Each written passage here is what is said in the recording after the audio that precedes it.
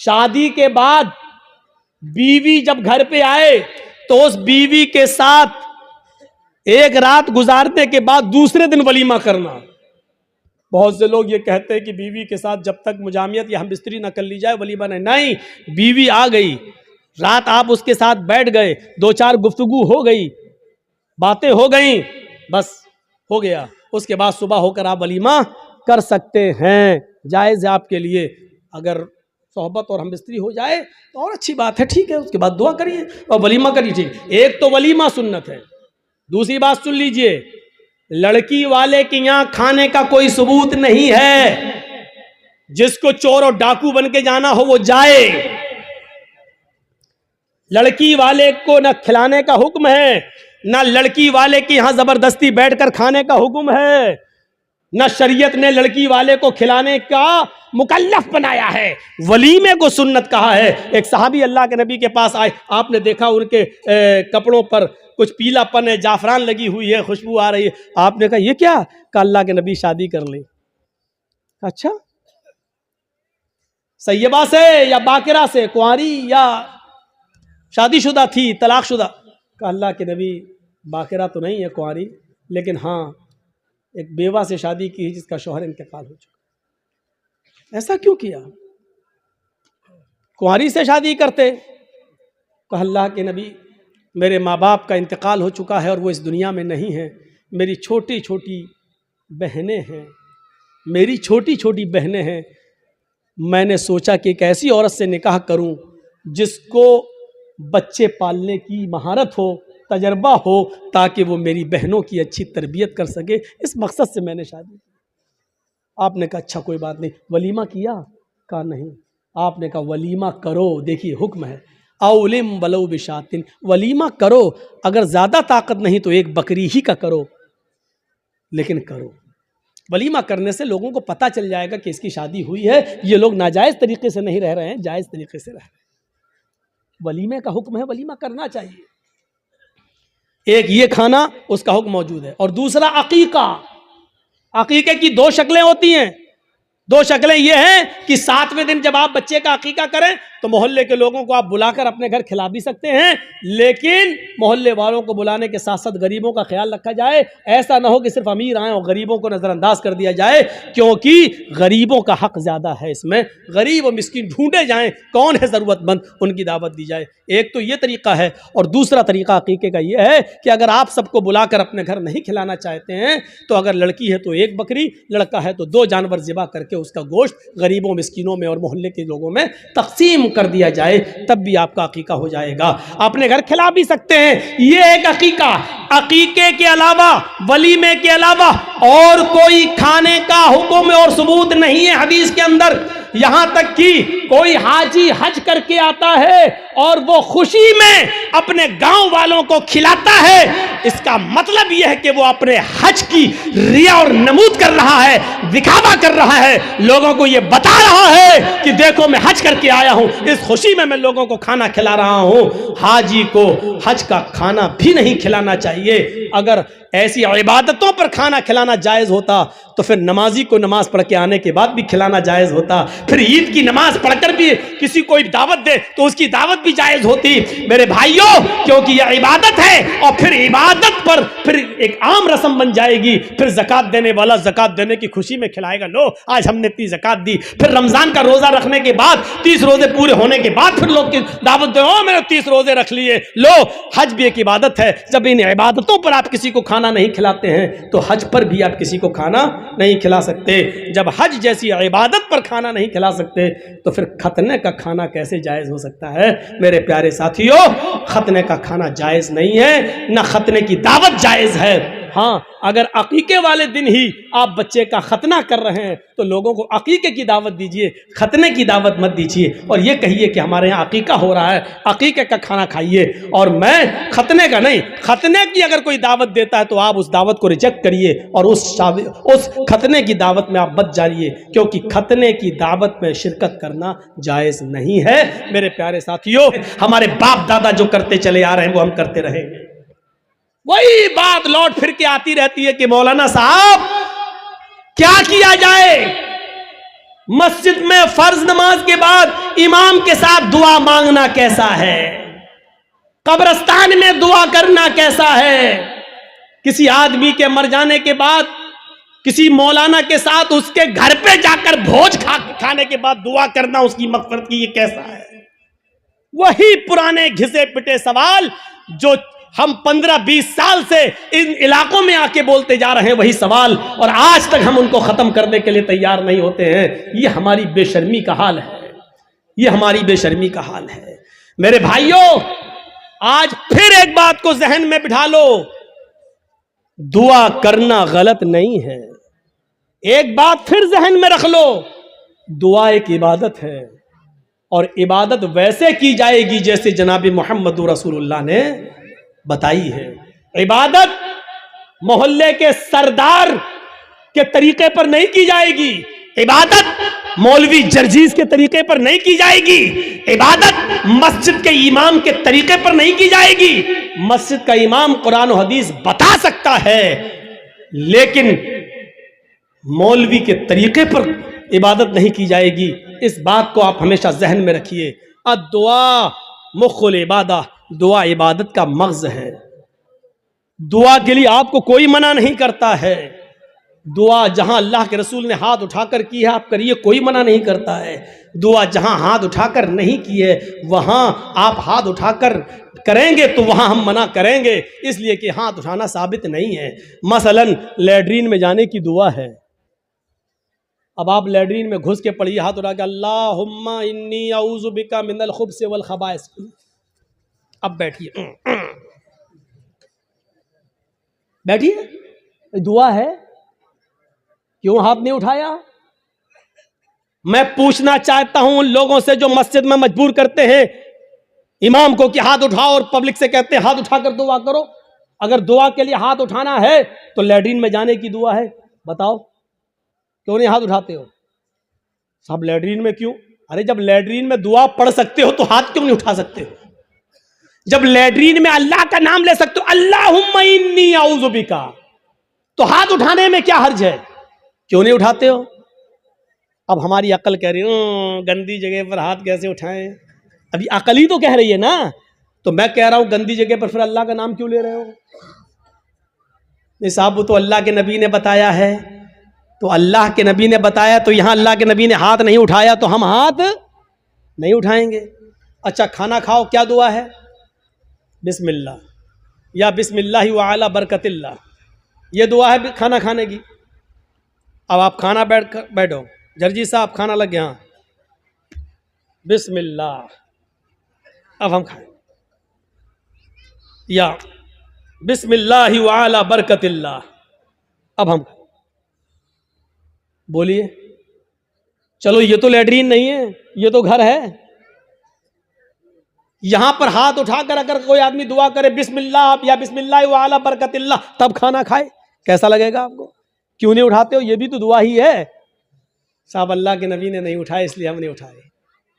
آ گئی نا بات وہی، جہاں نبی نے اٹھایا وہاں اٹھاؤ۔ ہم بھی تو یہی کہہ رہے ہیں، جہاں نبی نے نہیں اٹھایا وہاں مت اٹھاؤ۔ ہم بھی تو آپ سے یہی کہہ رہے ہیں۔ اچھا وضو بنایا، کیا دعا پڑھتے ہو؟ بسم اللہ۔ وضو کے بعد کیا دعا پڑھتے ہو؟ اشہد ان لا الہ الا اللہ واشہد ان محمدن عبدہ ورسولہ اللہم اجعلنی من التوابین واجعلنی من المتطہرین، یہی دعا تو پڑھتے ہو۔ اچھا وضو بنانے کے بعد کسی کو دیکھا، پیر دھلنے کے بعد آیا ہو قبلے کی طرف منہ کر کے اشہد ان لا الہ الا اللہ وحدہ لا شریک لہ واشہد ان محمدن عبدہ ورسولہ اللہم اجعلنی من التوابین واجعلنی من المتطہرین، میں پوچھنا چاہتا ہوں کیوں نہیں ہاتھ اٹھاتے ہو؟ یہاں وضو کے بعد کی دعا ہے، ہاتھ اٹھانا ثابت نہیں ہے۔ اذان کے بعد کی دعا ہے اللہم رب ھذہ الدعوۃ التامہ والصلاۃ القائمہ آت محمدا الوسیلہ والفضیلہ، لیکن ہاتھ اٹھانا ثابت نہیں ہے۔ چاند دیکھ کر دعا مانگنا ثابت ہے، چاند دیکھ کر دعا مانگی جائے، لیکن ہاتھ اٹھانا ثابت نہیں ہے۔ اسی طریقے سے قبرستان میں جا کر دعا کرنا جائز ہے۔ اللہ کے نبی نے فرمایا استغفروا لاخیکم، اپنے بھائی کے لیے دعا کرو۔ ہر آدمی کو مٹی دینے کے بعد اپنے بھائی کے لیے دعا کرنا چاہیے، لیکن یہاں ہاتھ اٹھانا ثابت نہیں ہے. جیسے ان جگہوں پر ہاتھ اٹھانا ثابت نہیں ہے، ایسے ہی قبرستان میں بھی ہاتھ اٹھا کر دعا کرنا ثابت نہیں. یا ہے تو ہمیں بتاؤ کہاں ہے. نہیں صاحب اٹھا لیں تو حرج کیا ہے؟ اب اس کا جواب سنو. ارے ہم نے ہاتھ اٹھا کر دعا کر لی تو حرج کیا ہے؟ تو اب مجھے جواب دو، لیٹرین میں ہم نے کہہ دیا ہاتھ اٹھا کر اللہم انی اعوذ بک من الخبث والخبائث، تو حرج کیا ہے؟ مجھے اتنا بتا دو. اذان کے بعد ہم نے ہاتھ اٹھا کر دعا مانگ لی، اشہد ان لا الہ الا اللہ، حرج کیا ہے؟ مجھے بتا دو. یہاں آپ کو حرج لگتا ہے، مجھے قبرستان میں ہاتھ اٹھا کر دعا مانگنے میں حرج لگتا ہے. کیوں اسلام کو اپنے اور اپنے باپ دادا کے طریقے پر چلانا چاہتے ہو؟ اسلام چلے گا تو صرف فاطمہ کے باپ کے طریقے پر چلے گا. اسلام نہ تمہارے طریقے پر چلے گا، نہ میرے، نہ تمہارے باپ کے طریقے پر چلے گا، نہ مولوی جرجیز کے باپ کے طریقے پر چلے گا. اسلام چلے گا تو جناب محمد رسول اللہ کے طریقے پر چلے گا. آپ کو نماز پڑھنے کے بعد دعا سے کوئی نہیں روکتا. یقین مانیے نماز پڑھنے کے بعد آپ دعا کریے، ہم آپ کو نہیں روکتے ہیں. اچھا عمل ہے نماز پڑھنا، اور نماز کے بعد دعا مانگنا اچھا عمل ہے. مانگیے مانگیے، منع نہیں کیا جا رہا ہے. لیکن یہاں اللہ کے رسول سے ہاتھ اٹھا کر دعا مانگنا، اور نبی کے ہاتھ اٹھانے کے بعد صحابہ کا ہاتھ اٹھانا، اور نبی کا ہاتھ چہرے پر پھیر کر پہننا، اور اس کے بعد صحابہ کا بھی ہاتھ چہرے پر پھیر لینا، نبی کا دعا مانگنا اور صحابہ کا اس دعا پر آمین آمین کہنا، یہاں نماز کے بعد ثابت نہیں ہے. اس لیے آپ کو بھی ایسا نہیں کرنا ہے. اکیلے آپ جتنی لمبی دعا مانگنا چاہیں مانگیں. آپ کی بیٹی بڑی ہے، شادی کے رشتے آتے ٹوٹ جاتے ہیں، نماز کے بعد دعا مانگیے اللہ میری بیٹی کو کوئی دیندار رشتہ عطا فرما دے. آپ کی روزی روٹی میں برکت نہیں، اللہ مجھے میری روزی روٹی میں برکت دے. آپ کو جتنی دعا مانگنا مانگو. یہ 2 منٹ والی دعا کو رسم مت بناؤ میرے بھائی. امام صاحب نے کہا السلام علیکم ورحمۃ اللہ، السلام علیکم ورحمۃ اللہ، اللہم آمین آمین، پیچھے کر آمین آمین آمین آمین. ابے یہ کون سی دعا ہے؟ اور 2 منٹ میں لا الہ الا اللہ محمد رسول اللہ. 2 منٹ میں تیری بھی ضرورت پوری ہو گئی، 2 منٹ میں اس کی بھی ہو گئی. وہاں امام کہہ رہا اللہ میری روزی روٹی میں برکت دے، آپ کہہ رہے ہیں آمین. ارے فائدہ تو امام کا ہو رہا، آپ کا کیا ہو رہا ہے مجھے بتاؤ. وہ امام تو اپنی دعا کر رہا ہے.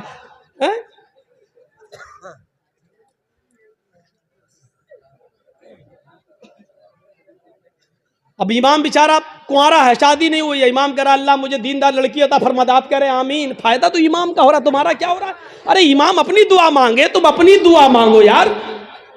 امام کی اپنی ضرورتیں ہیں، تمہاری اپنی ضرورتیں ہیں. امام کا بیٹا بیمار ہے، اس کے پیٹ میں درد ہے، وہ کہہ رہا اللہ میرے بیٹے کو شفا عطا فرما دے. تمہارے باپ کو کینسر ہے، تم اپنی دعا مانگو اللہ میرے باپ کو کینسر ہے، اے اللہ میرے باپ کو شفا کاملہ اور عاجلہ عطا فرما. ارے امام کے ساتھ ساتھ تیرے آمین کہنے سے مخصوص دعائیں ہو رہی ہیں. امام تیرے لیے دعا نہیں کر رہا ہے، اور تم جو آمین آمین کہہ رہے ہو اس میں تمہارے لیے دعاؤں پہ آمین نہیں کہی جا رہی ہے. ارے تم اپنی دعا مانگو. امام کی ضرورت 2 منٹ میں پوری ہو رہی ہے، تمہیں کچھ زیادہ مانگنا تم زیادہ مانگو. یہ کیا دعا ہے کہ جب امام کی ساری ضرورتیں پوری ہو رہی ہیں اسی وقت تمہاری بھی ہو رہی ہیں. 2 منٹ میں تمہاری بھی دعا ہو گئی، اس کی بھی دعا ہو گئی. اب ہم نے کچھ اور مانگنا تھا لیکن اب ہم نہیں مانگ پا رہے ہیں کیونکہ امام نے ہاتھ پھیر لیا، ہمیں بھی پھیرنا پڑ رہا ہے. اب ہمیں کچھ اور مانگنا ہے. میری بیوی ہمیں کچھ سمجھتی ہی نہیں ہے. آپ کہ اللہ میری بیوی کو میرا فرما بردار بنا دے. اب امام تو ہاتھ پھیر چکے ہیں، اب کیسے دعا مانگے؟ اب مانگنا چاہ رہے ہیں لیکن ہاتھ گر بھی نہیں رہے ہیں، لیکن مجبوری میں پھیرنا پڑ رہا ہے. اب پھیرنا پڑا، اب منہ میں کہنا پڑ رہا اللہ میری بیوی کو ہدایت دے. اس کو عادت مت بنائیے میرے بھائی. دعا کو ہم منع نہیں کر رہے ہیں، نماز کے بعد بھی دعا کو منع نہیں کر رہے ہیں. دعا کو ہم صرف اس لیے منع کر رہے ہیں کہ سلام پھیرنے کے بعد آدمی آزاد ہو گیا ہے.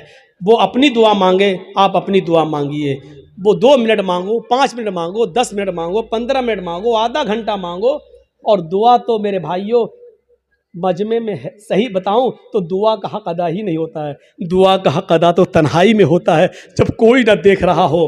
2 رکعت نماز پڑھ کے اپنے آپ کو سب سے چھپا کر رو رو کر آنکھوں سے آنسو بہا بہا کر دعا کی جائے، تب دعا کا مزہ کچھ اور ہے میرے بھائیوں. یہ دعا کا مذاق ہے. اللہ گاؤں میں بہت زیادہ لفڑا، اللہ میرے گاؤں میں برکت دے، اللہ میرے چودھری کو سمجھا دے، اللہ میرے یہ آمین اللہم آمین لا الہ الا اللہ محمد رسول اللہ، یہ دعا کا مذاق ہے یار، مت بناؤ مذاق۔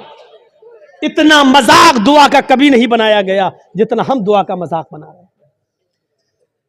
ہاتھ اٹھا کر بھی مانگ سکتے ہو لیکن اکیلے تنہا، قبرستان میں دعا مانگنے کا حکم ہے اور ہر شخص کو دعا مانگنا چاہیے، لیکن وہاں ہاتھ اٹھانا ثابت نہیں ہے، وہاں صرف حکم یہ استغفروا لاخیکم، اپنے بھائی کے لیے دعا کرو، صرف دعا ہے۔ اگر ہاتھ اٹھانا ہوتا تو اللہ کے نبی کہتے اپنے بھائی کے لیے دونوں ہاتھ اٹھا کر دعا کرو، اور یہ آتا کہ اللہ کے رسول نے فلاں فلاں کے دفنانے کے بعد آپ نے دونوں ہاتھ اٹھا کر دعا کی ہے، آتا حدیث میں، لیکن حدیث کی کسی کتاب میں نہیں آیا اللہ کے رسول نے کسی بھی صحابی کو دفن کرنے کے بعد اپنے ہاتھوں کو اٹھا کر دعا کی ہو، کہیں نہیں آتا ہے۔ ہاں یہ آیا کہ اللہ کے رسول نے قبر میں صحابی کو دفن کرنے کے بعد صحابہ سے فرمایا استغفروا لاخیکم، اپنے بھائی کے لیے دعا کرو۔ آپ چاہتے تو کہہ سکتے تھے میں دعا کر رہا ہوں، آپ لوگ آمین آمین بولو، اللہ جس کا انتقال ہوا اس کے روح کو اعلی علیین کے اندر جگہ عطا فرما، اللہ اس کے پسماندگان کو صبر جمیل عطا فرما۔ آپ چاہتے تو قبرستان میں سب دعا کر سکتے تھے، لیکن آپ نے نہ کی ایسے اور نہ لوگوں نے آمین کہا، بلکہ آپ نے سب کو حکم دیا کہ تم اپنے بھائی کے لیے دعا کرو، یعنی تم اپنی دعا کرو، ہم اپنی دعا کر رہے ہیں، دعا سب کریں لیکن الگ الگ کریں، اور ہاتھ اٹھانا یہاں ثابت نہیں ہے، اس لیے ہاتھ نہ اٹھایا جائے۔ سیدھی سی بات ہے۔ اب پھر حکم یہ ہے کہ آپ کسی بھی میت کے لیے کبھی بھی کسی بھی وقت دعا کر سکتے ہیں، لیکن چند لوگوں کو اکٹھا کر کے میت کے گھر جا کر اس کو صبر کی تلقین کرنے کے بعد، بھوج ووج کھانے کے بعد یا دعا کرنے کے بعد بھوج کھلایا جاتا ہے، مجھے نہیں معلوم آپ کے یہاں کیا ہوتا ہے، اور وہاں گھر پہ جانے کے بعد پھر امام صاحب دعا کرتے ہیں اور اس گھر کے سب لوگ آمین آمین کہتے ہیں۔ میرے بھائیوں، بدعت ہے، بدعت ہے، بدعت ہے، اس بری رسم کو بند کریے، اس نوٹنکی کو بند کیجیے، میں اس کو نوٹنکی کہتا ہوں، اس نوٹنکی کو بند کیجیے، دعا آپ کیجیے۔ ارے بیوی اگر شوہر مر گیا ہے تو بیوی شوہر کے لیے دعا کرے، باپ مر گیا تو بیٹا شوہر اپنے باپ کے لیے دعا کرے۔ ارے صدقہ جاریہ سب سے بہتر یہی ہے کہ بیٹا اپنے باپ کو اپنی دعاؤں میں یاد رکھے، کچھ دعائیں اپنے لیے مانگے، پھر کہ اللہ میرے والد کو کی قبر کو نور سے بھر دے، اللہ میرے والد کی مغفرت فرما، اللہ میرے ماں باپ کے گناہ کو کی بخشش فرما، اللہ ان کی لغزشوں کو معاف فرما دے، اللہ تو ان کو جنت الفردوس میں جگہ عطا فرما۔ یہ ہے دعا۔ بیوی شوہر کے لیے دعا کرے، بیٹا باپ کے لیے کرے، باپ بیٹے کے لیے کرے، بھائی بہن کے لیے کرے، بہن بھائی کے لیے کرے، کس نے منع کیا ہے؟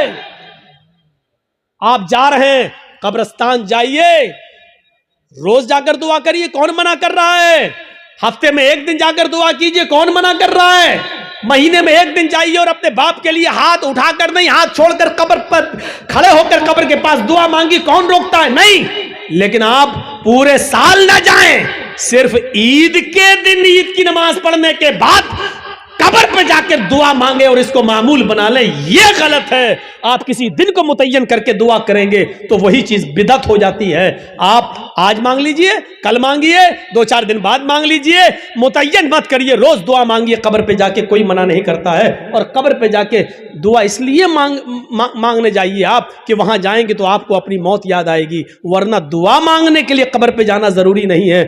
دعا کے لیے آپ اپنے گھر سے بھی دعا کر سکتے ہیں۔ میرے بھائیوں، میرے باپ اٹاوا میں ہیں اور میرے پاس فون آ جائے اور وہ بیمار، میں اس جلسے میں بھی دعا کر سکتا ہوں۔ آپ کے ڈسٹرکٹ مالدہ میں رہ کر کیا میرے لیے دعا کرو، آپ سے بھی کہہ سکتے ہیں کہ میرے والد کے لیے دعا کرو کہ اللہ تعالیٰ میں جرجی صاحب کے والد کو شفائے کاملہ اور عاجلہ عطا فرمائے، کوئی برائی کی بات نہیں ہے۔ دعا کے لیے کسی کے گھر جا کر ہی دعا کی جائے یا قبرستان جا کر دعا کی جائے یہ ضروری نہیں ہے، لیکن اگر آپ جائیں گے تو آپ کو اپنی موت بھی یاد آئے گی کہ ایک دن ہم کو بھی اس جگہ آنا ہے، اس لیے آپ اگر جاتے ہیں تو ٹھیک ہے۔ اسی طریقے سے میرے بھائیوں یاد رکھیے گا، کوئی بھی کام ہو اگر شریعت کی روشنی میں ٹھیک ہے تو کرے گا۔